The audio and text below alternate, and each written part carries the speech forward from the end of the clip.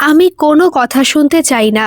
গুলিটা যে করেছে তাকে 24 ঘন্টার মধ্যে আমার সামনে দেখতে চাই, নয়তো আমি সব তছনছ করে দেব। ফোনটাকে ছুঁড়ে ফেলে দিল শতদল। অনন্যাকে ওটিতে নিয়ে যাওয়া হয়েছে। গুলিটা কাঁধের থেকে ছিটকে বেরিয়ে গেছে। ডাক্তার আশ্বস্ত করেছেন অনন্যার কিছু হতে দেবেন না। কিছুক্ষণ পরেই তাকে বেডে দেওয়া হবে। পুলিশ চলে এলেন নার্সিং হোমে। এসেই শতদলকে জিজ্ঞাসা করলেন, আপনার কাউকে সন্দেহ হয়? শতদল শান্ত গলায় বলল, আমার কাউকেই সন্দেহ হচ্ছে না এই মুহূর্তে। পুলিশ অফিসার বললেন, শহরের নামকরা একজন বিজনেসম্যান শত্রু নেই বলেছেন আপনার? শতদল বলল, আমার তো মনে হয় আমার কোনো শত্রু নেই, কারণ আমি কারোর কোনো ক্ষতি করিনি। পুলিশ অফিসার কিছুক্ষণ চুপ করে আবার বললেন, আপনার প্রথম স্ত্রীর মৃত্যুটাও একটা অ্যাক্সিডেন্ট ছিল, যদিও প্রথম দিকে আপনি বলেছিলেন এটা পরিকল্পনা করে মার্ডার।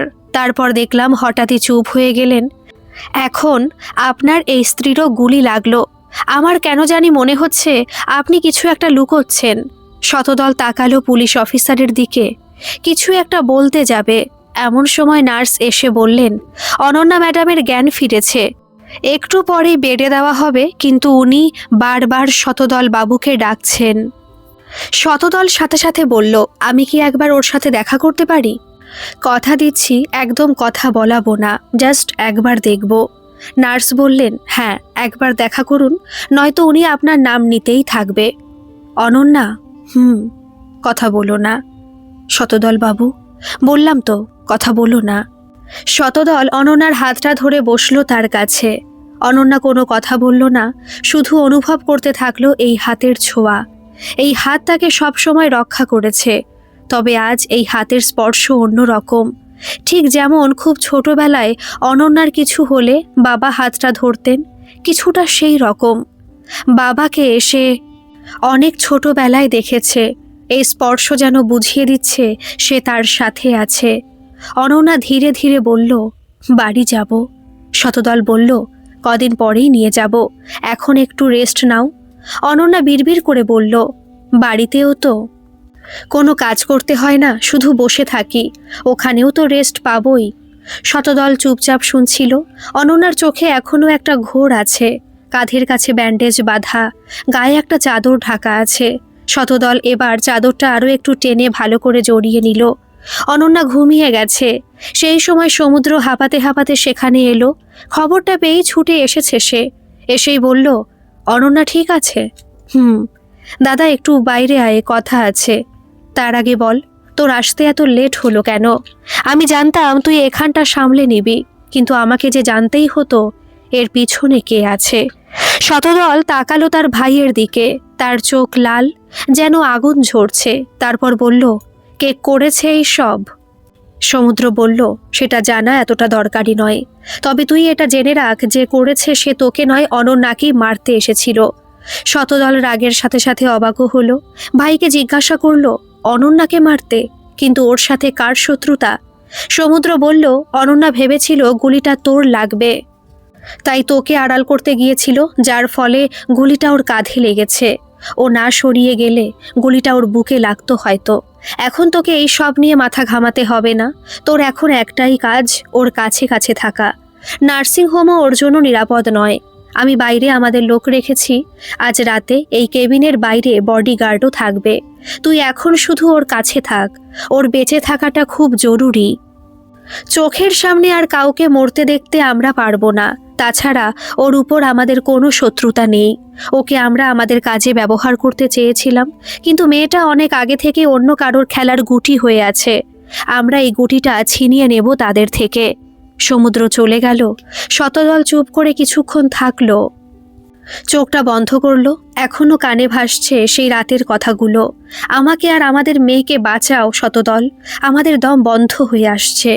ঠিক সেই সময় ডাক্তার এলেন। শতদল ডাক্তারকে দেখে বললেন, আমি কালকেই অনন্যাকে বাড়ি নিয়ে যাব, আমি এখানে ওকে রাখবো না। ডাক্তার অবাক হয়ে বললেন, আপনার মাথা ঠিক আছে তো শতদল বাবু? এই সিরিয়াস পেশেন্টকে আপনি বাড়ি নিয়ে যেতে চান? ওনাকে রক্ত দিতে হবে, প্রচুর রক্ত বেরিয়ে গেছে, সারাক্ষণ আমাদের অবজারভেশনে রাখতে হবে। শতদল বলল, বাড়িতেই সব ব্যবস্থা করা হবে, ও এখানে থাকতে চায় না। ডাক্তার শান্ত গলায় বললেন, আমি বুঝতে পারছি আপনি আপনার স্ত্রীকে খুব ভালোবাসেন, কিন্তু ওনাকে এখন কদিন এখানেই থাকতে হবে। আপনি অবুঝের মতো কথা বলবেন না। শতদল আর কোনো কথা বলল না। অনন্যার কেবিনে গিয়ে আবার বসল। মেয়েটা ঘুমোচ্ছে। মাথায় ধীরে ধীরে হাত বুলিয়ে দিল শতদল। আজ কোনো বাধা নেই, মনের মধ্যে কোনো রাগ নেই। অনন্যা ঘুমের মধ্যে বিড়বিড় করে বলল, আমাকে ছেড়ে যাবেন না প্লিজ। শতদল বুঝতে পারল তার চোখে জল গড়িয়ে পড়ছে। অনন্যা জানে না তাকে মারতে গুলিটা করা হয়েছিল, অথচ সেই মুহূর্তে অনন্যা মনে করেছিল গুলিটা শতদলকে করা হবে, তাই সে শতদলকে আড়াল করেছিল। মেয়েটা সত্যি বড় অদ্ভুত, এই বিয়েটাকে সত্যি ভাবছে না তো। অনন্যা বারবার যেন কেঁপে উঠছে আর বিড়বিড় করে বলছে, আমাকে ছেড়ে যাবেন না প্লিজ। শতদল এবার অনন্যার হাতটা ধরল, তারপর বলল, আমি তোমাকে ছেড়ে কোথাও যাব না। সারা রাত এইভাবেই হাতটা ধরে বসে থাকলো শতদল। একটু লেগে এর মধ্যে স্বপ্নে এক নারীকে সাদা শাড়ি পরে ছুটতে দেখল। শতদলও পিছনে পিছনে ছুটছে, অবিকল যেন মোহিনী।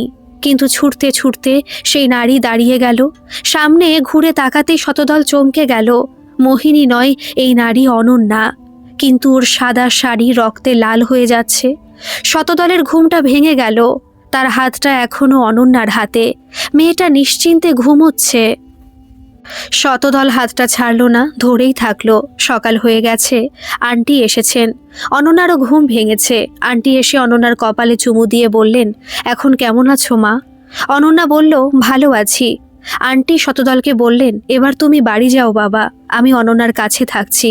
শতদল বলল, আমি এখানেই থাকবো যতক্ষণ না আমি অনন্যাকে বাড়ি নিয়ে যাচ্ছি। আমি ওর কাছেই থাকবো। আন্টি শতদলের কথা শুনে মনে মনে খুব খুশি হলেন। তিনি কিছুক্ষণ থাকার পর চলে গেলেন। আপনার সাথে কিছু কথা ছিল শতদল বাবু। এত কথা এখন না বললেই কি নয়? কমই তো কথা বলি, বেশি কিছু বলতে গেলেই আপনি রেগে যান। আমি সবসময় রেগে যাই? আমার উপর সবসময় রাগ দেখান। কারণ আমি ভিলেন, তাই আমার এত রাগ। কি যে বলেন! ভিলেন যদি এমন হিরোর মতো দেখতে হয়, তাহলে সব মেয়েরা এমন ভিলেনই খুঁজবে। আমাকে তাহলে হিরোর মতো দেখতে বলছো? আপনি কয়েকবার আমার কলেজে গিয়েছিলেন আমাকে নিতে, তারপর থেকে কত মেয়ে আমাকে সহ্য করতে পারে না। তাই বুঝি আগে বলনি তো? আগে যে এতটা কাছে আপনি আসেননি। শতদল চুপ করে গেল। অনন্যা ধীরে ধীরে বলল, আপনার প্রথম স্ত্রী কিভাবে মারা গেছে? এর সাথে কি আমার মামারা জড়িত? আমার কাছে কিছু লুকোবেন না প্লিজ, সব সত্যিটা বলুন। শতদল অনেকক্ষণ চুপ করে থাকার পর বলা শুরু করলো, আজ থেকে বেশ কয়েক বছর আগে অনন্যার মামারা শতদলের বিজনেস পার্টনার ছিল। তাদের মধ্যে ছিল অগাধ বিশ্বাস, খুব ভালোভাবে বিজনেস চলছিল। তবে এই বিজনেসে সবথেকে বেশি অবদান ছিল শতদলের। চারিদিকে তার নাম ছড়িয়ে পড়ল। শতদলের আরও কিছু বিজনেস ছিল। তাছাড়া শতদলের ব্যবহারের জন্য যে কোনো মানুষ তাকে ভালোবাসত। সেই সময় তার ছোটবেলার বান্ধবী মোহিনীর সাথে তার বিয়ে হয়। 1 বছরের মধ্যে কোল আলো করে আসে তাদের কন্যা সন্তান। সবকিছু ভালোভাবেই চলছিল, কিন্তু কিছুদিনের শতদল বুঝতে পারল বিজনেসের হিসাবে কিছু ভুল হচ্ছে। সেই কথা বলতে অনন্যার মামাদের সাথে একটা বর্ষা বাঁধে। শতদল এবার আরও সতর্ক হয়। একসময় তাদের বিজনেস আলাদা হয়ে যায়। শতদল নিজের মতো করে শুরু করে। মার্কেটে শতদলের পাল্লা ভারী হতে থাকে। অনন্যার মামারা তখন প্ল্যান করে শতদলকে কিভাবে শেষ করা যায়। প্রাণে মারলে সবাই বুঝে যাবে এটা কাদের কাজ। তাই অনন্যার মামারা ঠিক করে শতদলের প্রিয় মানুষদের সরিয়ে ফেলবে, এতে শতদল ভেঙে পড়বে। সেদিন মোহিনী একাই গিয়েছিল বাচ্চাকে ডাক্তার দেখাতে। ফেরার সময় অনন্যার মামারা ফাঁকা জায়গা দেখে তার গাড়ি আটকে ফেলে। মোহিনীর হাত বেঁধে গাড়ির সব দরজা জোর করে লক করে দেয়। তারপর বাইরে থেকে আগুন ধরিয়ে দেয়। মোহিনী কোনো রকমে হাতটা খুলে গাড়ি স্টার্ট দিয়ে যাওয়ার চেষ্টা করে, কিন্তু সামনে একটা গাছে ধাক্কা দেয়। তারপর গাড়ি আর স্টার্ট নেয় না। এদিকে গাড়িতে আগুন ধরে যায়। কোনো রকমে শতদলকে ফোন করে সবটা জানায়, কিন্তু শতদল আসার আগেই সব শেষ। শতদল কথাগুলো বলেই চুপ করে গেল। অনন্যা তার দুর্বল হাত দিয়ে শতদলের হাতটা ধরে বলল, প্রথম দিন যেদিন আমায় দেখেছিলেন, সেদিন আপনি আমার পরিচয় পেলে আমাকে সাহায্য করতেন। শতদল বলল, জানি না, তবে ওই ফাঁকা রাস্তায় ফেলে রেখেও আসতাম না। নমস্কার, আমার নাম সমুদ্র মুখার্জি। আমার একটু আপনাদের কাছে কিছু জানার আছে। আমি কি একবার আপনাদের অফিসে যেতে পারি? কী বিষয় জানার আছে বলুন, আমরা চেষ্টা করব ফোনের মধ্যে জানিয়ে দিতে। আজ থেকে 17 বছর আগের একজন পেশেন্টের ব্যাপারে। এত বছর আগের? সমস্ত তথ্য তো থাকার কথা আপনাদের কাছে। যদি বের করতে অসুবিধা হয় টাকাটাও বেশি পাবেন। কি নাম বলুন তো? নামটা সামনাসামনি বললে ভালো হয়। দেখুন, আমি এখানে নতুন এসেছি। আপনি যদি নামটা বলেন তাহলে সব তথ্য আমি বের করে রাখতে পারবো। অতসী সেনের ব্যাপারে আমি জানতে চাই। আচ্ছা, আপনার পুরো পরিচয়টা দিলে ভালো হয়। আপনি আমাকে বিশ্বাস করতে পারেন। আমি শতদল মুখার্জির ভাই। এই শহরের মুখার্জি ইন্ডাস্ট্রির নাম নিশ্চয়ই শুনেছেন। এবার বুঝতে পেরেছি স্যার। ঠিক আছে, কোনো চিন্তা করবেন না। আমাকে কি তথ্য বের করতে হবে বলুন। অতসী সেন মারা যাবার আগে আপনাদের এই মেন্টাল হসপিটালে ভর্তি ছিলেন। তারপর তিনি ওখানে সুইসাইড করেন। ওনার পুরো মেন্টাল হিস্ট্রি আমার প্রয়োজন। উনি আদৌ মানসিকভাবে অসুস্থ ছিলেন নাকি অসুস্থ বানানো হয়েছিল, সমস্ত ডিটেলস আমার প্রয়োজন। আমি সব কিছু তথ্য বের করে আপনাকে ফোন করব। আর একটা কথা, এই কথাগুলো বাইরে লিক যেন না হয়, নয়তো আমি ছেলেটা খুব একটা ভালো নই।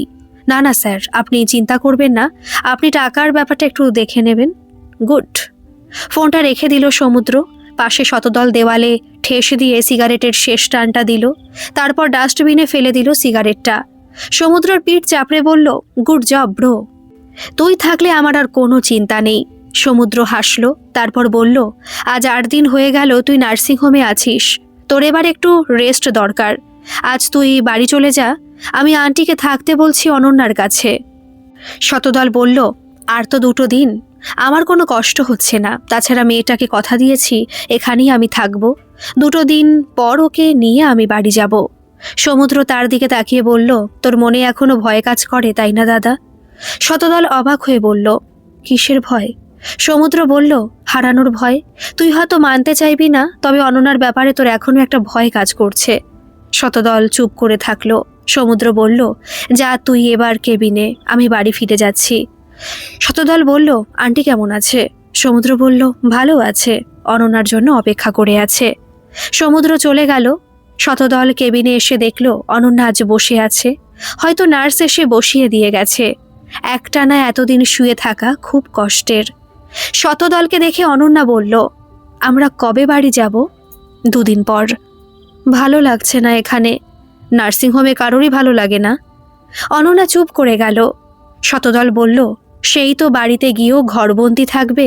এখানে থাকা আর ওখানে থাকা একই ব্যাপার। অনন্যা বলল, তাও তো ওখানে কিছু মানুষকে তো পাবো। শতদল বলল, বুঝলাম। গত 8 দিন ধরে আমার মুখ দেখে বোর হয়ে গেছো। অনন্যা বলল, না না, তা নয়। আসলে আপনি এখানে 8 দিন ধরে আছেন। চেহারার কি হাল করেছেন। আমার জন্য আপনার কষ্ট হচ্ছে। শতদল বলল, সমস্যা নেই ম্যাডাম, বয়স যা হয়েছে তাতে কেউ তাকাবে না আমার দিকে। অনন্যা তাকিয়ে থাকলো শতদলের দিকে। মনে মনে ভাবল, কাউকে তাকাতে হবে না, আমি শুধু দেখব আপনাকে। আমাদের বয়সের ব্যবধান যাই হোক না কেন, আমি আপনাকে ভালোবাসি। কি ভাবছো? শতদলের কথায় সম্বিত ফিরল অনন্যার। তারপর বলল, সেরকম কিছু না। একজন নার্স এসে রোজ চুল বেঁধে দিয়ে যান। আজ উনি আসেননি। আজ অন্য একজন নার্স এসে আমাকে বসিয়ে দিয়ে গেলেন। শতদল বলল, ঠিক আছে, আমি বেঁধে দিচ্ছি। অনন্যা সাথে সাথে বলল, না না, দরকার নেই। শতদল অনন্যার কোনো কথা না শুনে তার চুলটা বেঁধে দিল। অনন্যা মনে মনে ভাবল, আপনার কাছে এই যত্নটুকু আমি সারা জীবন মনে রাখব। চুল বাঁধা হয়ে যেতেই একজন নার্স এসে গরম স্যুপ দিয়ে গেলেন। শতদল ফু দিয়ে দিয়ে ঠান্ডা করে অনন্যাকে খাইয়ে দিল। অনন্যার মনে একটা ভালো লাগা তৈরি হতে হতেই বিষণ্ণতা নেমে এলো। মনে মনে ভাবল, এত যত্ন বোধ হয় এই কারণেই যে শতদলকে সে বাঁচিয়েছে বলে, নয়তো শতদল এতটাও কেয়ার করতো না ওর। শতদল বলল, এবার লক্ষ্মী মেয়ের মতো ঘুমিয়ে যাবে। 2 দিন অপেক্ষা করো, আমরা বাড়ি ফিরব। অনন্যা কোনো কথা না বলে শুয়ে পড়ল। পাশের সোফাতে শতদল থাকে। রাত্রি 2। কেবিনে লাইট জ্বালানো থাকে। অনন্যার হঠাৎ ঘুমটা ভেঙে গেল। তাকিয়ে দেখল শতদল তার দিকে তাকিয়ে আছে। অনন্যা সব সংকোচ কাটিয়ে হাত বাড়িয়ে ডাকল শতদলকে। শতদলও উঠে গেল অনন্যার কাছে। অনন্যা বলল, এখানে শুয়ে পড়ুন, আমার কোনো অসুবিধা হবে না। শতদল শুয়ে পড়ল। অনন্যা ধীরে ধীরে মাথায় হাত বুলিয়ে দিল। শতদল সাথে সাথে ঘুমিয়ে গেল। অনন্যা নিজের চাদরটা দিয়ে ঢাকা দিল শতদলকে। মনে মনে কিছু ভাবতে ভাবতে অনন্যাও ঘুমিয়ে পড়ল। হ্যালো সমুদ্রবাবু, আমি সব তথ্য পেয়ে গেছি। আমাকে ফোনে সব ডিটেলস পাঠিয়ে দিন। হ্যাঁ, সেটাই ভালো, আমাদের দেখা না হওয়াটাই ভালো। সব ডিটেলস পাঠিয়ে দিন, এই নাম্বারে টাকা পৌঁছে যাবে। Thank you. সমুদ্রে হোয়াটসঅ্যাপে অতসী সেনের সমস্ত ডিটেলস পাঠানো হলো। সমুদ্র তার কথা মতো টাকাও পাঠিয়ে দিল। সমুদ্র ফোন করলো একজনকে, যিনি সবটা শুনে এবং অতসী সেনের মেন্টাল হিস্ট্রির ডিটেলস দেখে বললেন, উনি তো মানসিকভাবে অসুস্থ ছিলেন না, ওনাকে অসুস্থ বানানো হয়েছে। দিনের পর দিন ওনাকে অতিরিক্ত ওষুধ দেওয়া হয়েছে, যার কোনো প্রয়োজনই ছিল না। সমুদ্র সব শুনে বলল, এটাই অনুমান করেছিলাম আমি। যাই হোক, অঙ্ক মিলে গেছে আমার কাছে। 2 দিন পর শতদল অনন্যাকে নিয়ে বাড়ি এলো। গেটের সামনে থেকে সাজানো হয়েছে বাড়িটা, চারিদিকে ফুল আর আলো ঝলমল করছে। সেই প্রথম দিনের এই বাড়িতে প্রবেশের অনুভূতি আর আজ বাড়িতে আসার অনুভূতি সম্পূর্ণ আলাদা অনন্যার কাছে।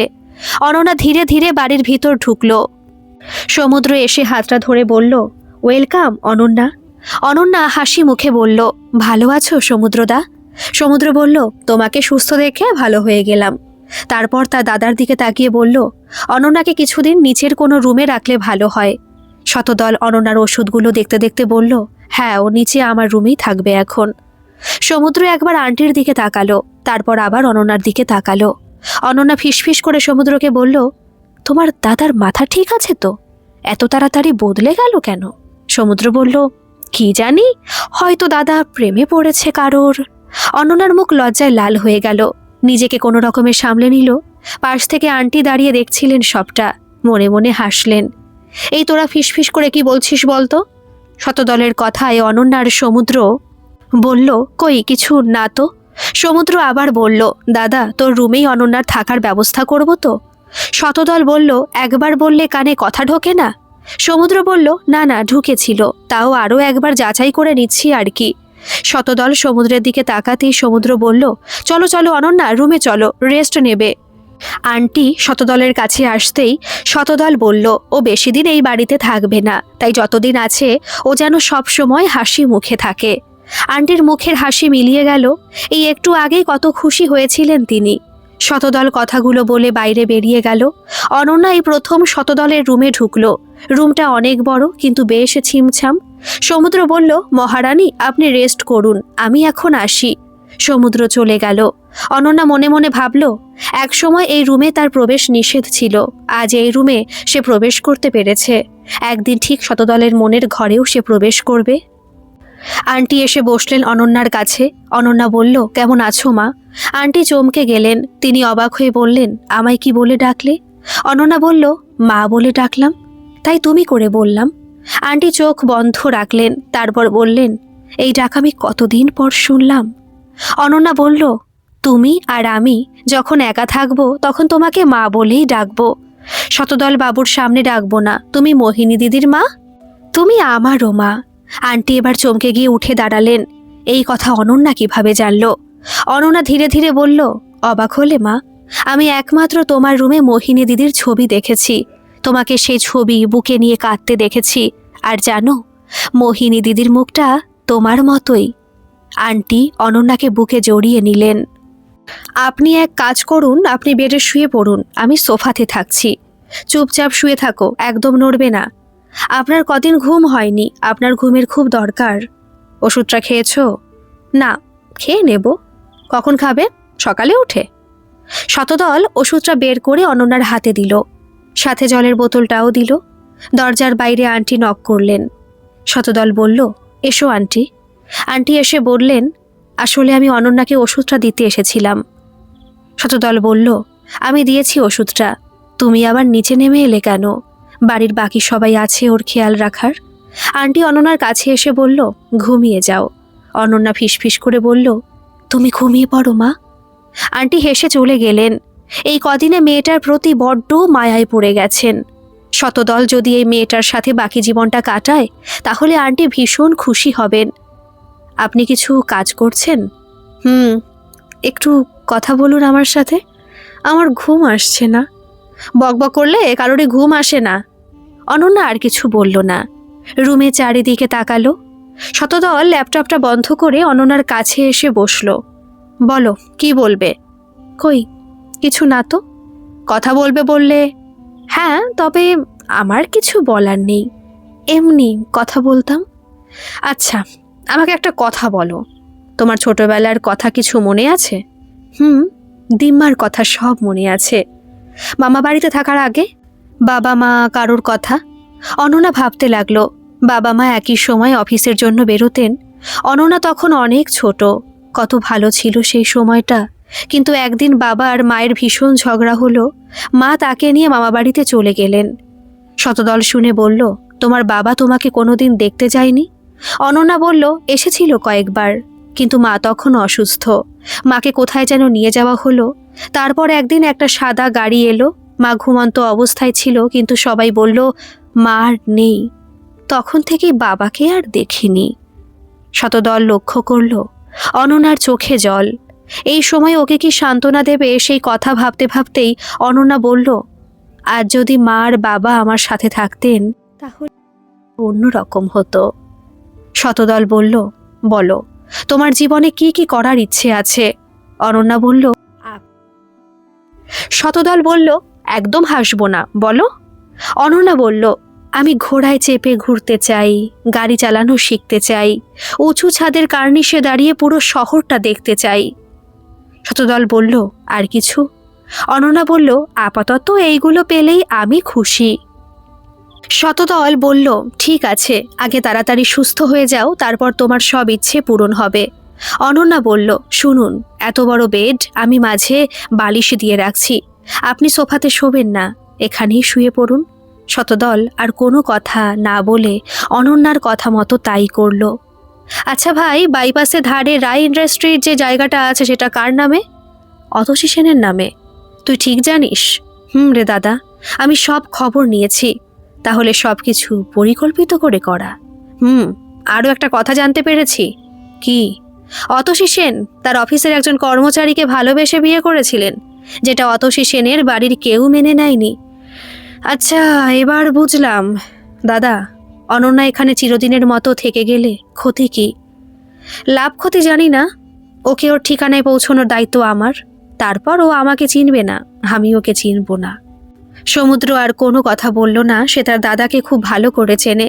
তবে সমুদ্র আন্টির মতো চায় যে শতদল আর অনন্যা সারা জীবন একসাথে থাকুক। অনন্যা আগের থেকে অনেক সুস্থ, ক্ষত অনেক আগেই ঠিক হয়ে গেছে, সময়ও পার হয়ে গেছে। এর মাঝে শতদল ওকে পড়াশোনার ব্যাপারেও ভীষণ সাহায্য করেছে। আজ শতদলের অনুমতি নিয়ে নিজে রান্না করেছে সবাই খেয়ে প্রশংসা করেছে, শুধু শতদল বাদে। আন্টি একবার জিজ্ঞাসা করলেন, কেমন লাগলো অনন্যার হাতের রান্না? শতদল খেতে খেতে বলল, রোজ কিচেনে ওর না যাওয়া ভালো, যা চঞ্চল মস্তিষ্ক কোনো বিপদ না ঘটালে হয়। অনন্যা শতদলের কথা শুনে মনে মনে ভাবল, এই মানুষটা একটু নাম করতে জানে না। খেতে খেতেই শতদলের একটা ফোন এলো। ওপাশ থেকে কেউ বলল, কালই তাহলে অনন্যাকে নিয়ে আসবে। শতদল কিছুক্ষণ চুপ করে থাকার পর বলল, ঠিক আছে, তাই হবে। খাওয়া দাওয়ার পর শতদল বলল, রেডি হয়ে নাও অনন্যা, আজ এক জায়গায় যাব। অনন্যা হা করে তাকিয়ে থাকলো। আন্টি ইশারা করে তাড়াতাড়ি যেতে বললেন। অনন্যা রেডি হয়ে গেল। গাড়িতে ড্রাইভারের সিটে অনন্যাকে চাপিয়ে শতদল অনন্যার পাশের সিটে বসলো। তারপর অনন্যাকে সব বুঝিয়ে দিয়ে গাড়ি চালাতে বলল। অনন্যা ভয়ে বলল, আমি পারবো না। শতদল অনন্যার হাতটা ধরে বলল, এটা তোমার একটা ইচ্ছে ছিল, আমি আছি তো, তোমাকে যেভাবে বলছি গাড়ি চালাও। অনন্যা ভরসা পেল। শতদলের কথা মতো গাড়ি চালাতে শুরু করলো। শতদল এবার নিজে ড্রাইভ করে নিয়ে এলো একটা খোলা মাঠে। অনন্যা অবাক হয়ে বলল, এবার? শতদল হাসল, তারপর বলল, একটু পরেই দেখতে পাবে। ওপাশ থেকে ছুটে এলো একটা ঘোড়া। শতদলের কাছে এসে দাঁড়ালো। শতদল বলল, চাপো, আমি আছি। অনন্যা বলল, না না, আমি পড়ে যাব, আমি কোনোদিন চাপিনি। শতদল বলল, আজ চাপবে।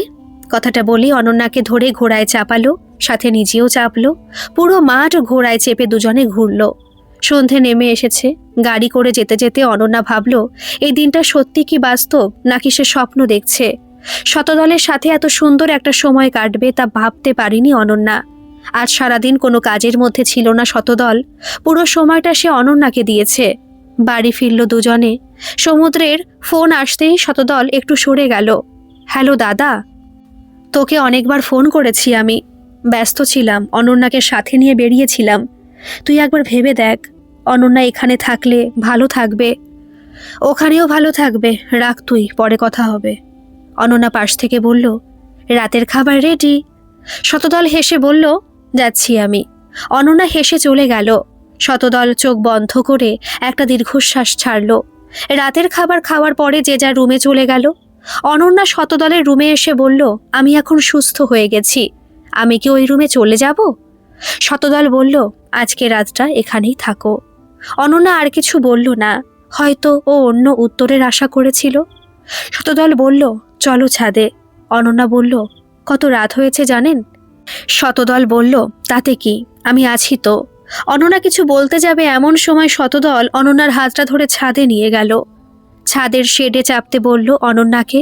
অনন্যা বলল, পাগল নাকি আপনি? কিছু হবে না, আমি আছি। এই কথা বলে আজ আমাকে গাড়ি চালাতে বললেন, ঘোড়ায় চাপতে বললেন, সেই সব অবধি ঠিক আছে, কিন্তু এখান থেকে পড়লে আমি বাঁচব না। কিছু হবে না, আমি হাতটা ধরে আছি। না না, শুনুন, আমার শরীরটা কেমন লাগছে। কিচ্ছু লাগছে না, তুমি ঠিক আছো, উঠে পড়ো। না না, আমার সব ইচ্ছে শেষ, আর কোনো ইচ্ছে নেই। আমি আছি তো অনন্যা। অনন্যা শতদলের চোখের দিকে তাকালো, তারপর মনের মধ্যে একটা সাহস পেয়ে ছাদের শেডে উঠল। শতদল হাতটা ধরে থাকলো নিচের দিকে। অনন্যা পুরো শহরটা দেখছে। শতদল হাতটা ছেড়ে দিলেই সে হয়তো নিচে পড়ে যাবে। শতদল বলল, কেমন লাগছে শহরটা? অনন্যা প্রাণ ভরে যেন শ্বাস নিচ্ছে। কিছুক্ষণ পর নেমে গেল অনন্যা। ছাদে এক জায়গায় ঠেস দিয়ে দুজনে বসলো। আর কোনো ইচ্ছে আছে অনন্যা? আপাতত নেই, সব পূরণ করতে পেরেছি। দুজনে হাসতে হাসতে অনেক কথা বলল। অনন্যার চোখে ঘুম নেমে এলো। ওখানে শতদলের কাঁধে মাথাটা রেখে ঘুমিয়ে গেল। বাতাস এসে অনন্যার চুলগুলো এলোমেলো করে দিল। শতদল অনন্যার চুলগুলো মুখ থেকে সরিয়ে দিয়ে আকাশের দিকে তাকালো। সকাল হতেই অনন্যা দেখল সে ছাদে। পাশেই শতদল বসে আছে। অনন্যা বলল, আমরা সারা রাত ছাদেই ছিলাম। হ্যাঁ। আপনি ঘুমিয়েছিলেন? না। সারা রাত জেগেছিলেন? আমার অভ্যেস আছে, চলো নিচে। ব্রেকফাস্ট শেষ হতেই সবার সামনে শতদল বলল, অনন্যা, তোমার সব জিনিস গুছিয়ে নেবে, আজ তোমাকে তোমার ঠিকানায় পৌঁছে দেব। অনন্যা অবাক হয়ে বলল, কোথায় যাব আমি? শতদল বলল, কথা দিয়েছিলাম তোমাকে একটা সেফ জায়গায় পৌঁছে দেব। এখানে আর থাকার প্রয়োজন নেই, আমাদের বিয়ে এখানেই শেষ। যদিও এটা বিয়ে ছিল না, তোমাকে এবার এখান থেকে যেতে হবে। অনন্যা চুপ করে থাকলো। আন্টি কিছু বলতে গিয়েও থেমে গেলেন। সকলের মুখে বিষাদের ছায়া। অনন্যা অভিমান করে ব্যাগ গুছিয়ে নিল। শতদল অনন্যার ব্যাগ নিয়ে বেরিয়ে এলো। অনন্যা একবার আন্টির কাছে গিয়ে বলল, আমি যেতে চাইনি, আমি থাকতে চেয়েছিলাম। শতদল ড্রাইভ করতে করতে অনন্যার সাথে কথা বলার চেষ্টা করলো, কিন্তু অনন্যা কোনো কথা বলল না, চুপ করে থাকলো। কোনো উত্তর না পেয়ে একসময় শতদলও চুপ করে গেল। এখনকার মতো এই পর্যন্ত থাক। পরবর্তী পর্ব কাল দুপুর 2:30-তে আমি আপলোড করব। আপনাদের গল্পটা কেমন লাগছে বন্ধুরা, অবশ্যই কিন্তু কমেন্টে জানাবেন। আর ভালো লাগলে একটা সাবস্ক্রাইব করে আমার পাশে থাকবেন। ধন্যবাদ।